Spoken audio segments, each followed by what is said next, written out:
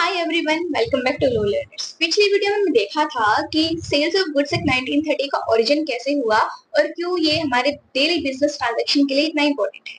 लेकिन क्या आपको पता है कि बहुत सारे लीगल डिस्प्यूट सिर्फ इसलिए अराइज होते हैं क्योंकि लोगों को बेसिक कंसेप्ट्स में फर्क ही नहीं पता।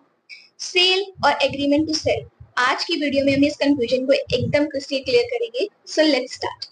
सबसे पहले सेल को समझते हैं। सेक्शन 4 क्लोज 3 के अकॉर्डिंग जब बायर और सेलर के बीच में ओनरशिप यानी कि प्रॉपर्टी इन गुड्स तुरंत ट्रांसफर हो जाए तो उसे सेल कहते हैं। फॉर एग्जांपल, आप दुकान गए, पैसे दिए, मोबाइल लिया और आप घर आ गए, तो ओनरशिप ट्रांसफर हो गई, ये सेल है।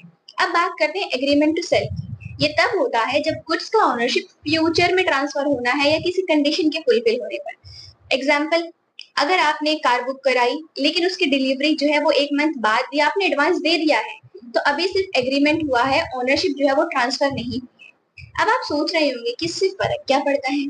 सो लिसन केयरफुली, ये इंपॉर्टेंट पॉइंट है बहुत ज्यादा। Number 1, transfer of ownership. Sale में ओनरशिप तुरंत ट्रांसफर हो जाती है, लेकिन एग्रीमेंट टू सेल में ये फ्यूचर में ट्रांसफर होती है। नंबर 2, सेल में अगर गुड्स डैमेज हो जाए तो लॉस बायर का होता है क्योंकि ओनर वो है, लेकिन एग्रीमेंट टू सेल के केस में जो लॉस है वो सेलर का होता है क्योंकि ओनरशिप अभी उसके पास है। Number 3, breach of contract. अगर बायर पेमेंट ना करे तो सेल के केस में सेलर प्राइस सूट फाइल कर सकता है, लेकिन एग्रीमेंट टू सेल के केस में सिर्फ डैमेजेस क्लेम कर सकता है।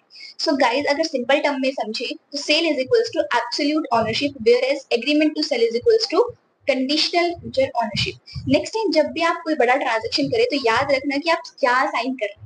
सो अगर आपको सोगा के ऐसे ही कॉम्प्लेक्स टॉपिक्स इजी लगने लगे हैं तो चैनल को अभी सब्सक्राइब जरूर करें। मिलते हैं नेक्स्ट वीडियो में एक अच्छे टॉपिक के साथ, तब तक के लिए राधे राधे।